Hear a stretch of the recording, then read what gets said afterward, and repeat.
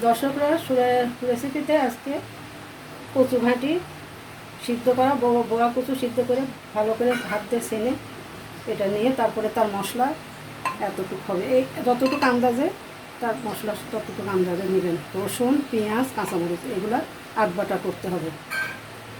এখন তো ব্লান্ডারের যুগ, ব্লান্ডারে আধ বাটা করব, আধা বাটা, সম্পূর্ণ নিপাস করা যাবে না। দর্শক, যে কচু এদের ছেনে রাখছি দেখালাম, তার জন্য মশলা দেখালাম, সেগুলা আগেকার দিনে পাটাতে আধ বাটা করা হতো, এখন মেশিনে করা হচ্ছে, মেশিনে করা হচ্ছে ব্লেন্ডারে।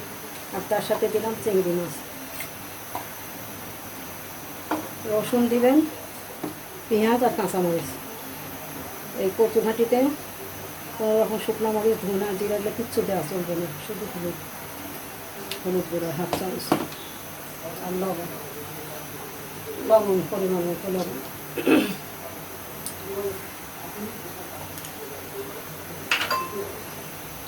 এই দিয়ে আগে ভালো করে এটা জ্বালায় নিতে হবে, খুব ভালো করে জ্বালায় নিতে হবে, নেড়ে নেড়ে জ্বালায় নিয়ে তারপরে কচুটা দিয়ে দিতে হবে।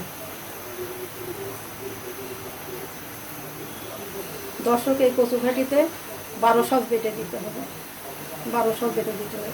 এই ছোটো চামচের 1 চামচ পুরা বেটে দিলেই হবে। এখন ভালো করে নেড়ে চেড়ে ভালো করে ফুটে গেলে তারপরে কচু দিয়ে দিতে হবে।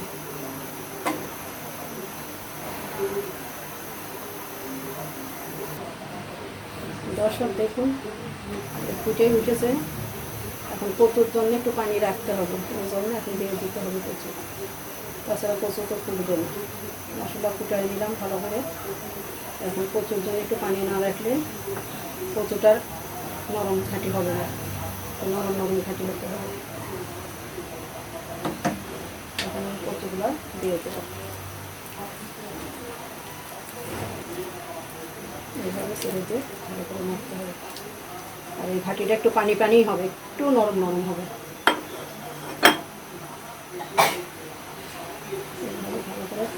এইভাবে ভালো করে নাড়িয়ে দিলে ঘাঁটিটা সব একত্র হয়ে যাবে।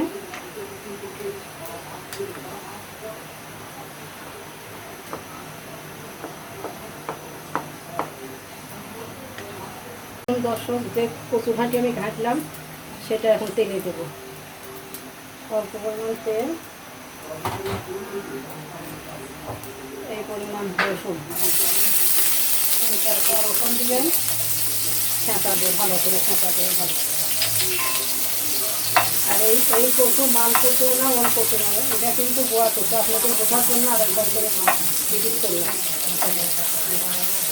বোয়া কচু ঘাটবেন সিদ্ধ করে, দেখবেন খেতে অনেক সুন্দর হবে।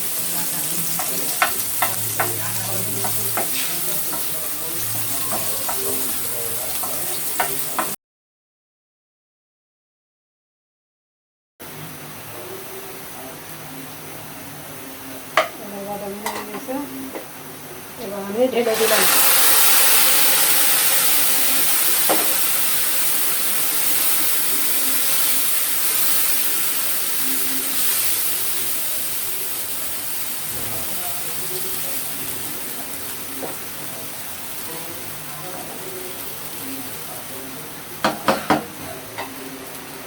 সম্পূর্ণ কচু ঘাঁটি থালা অনধনের ভেতরে ঢেলে দিলাম। এখন নিচে ঢেলে নেব। আপনাদের যদি এই কচু ঘাঁটি পছন্দ হয় তাহলে লাইক দিবেন, শেয়ার করবেন, সাবস্ক্রাইব করবেন।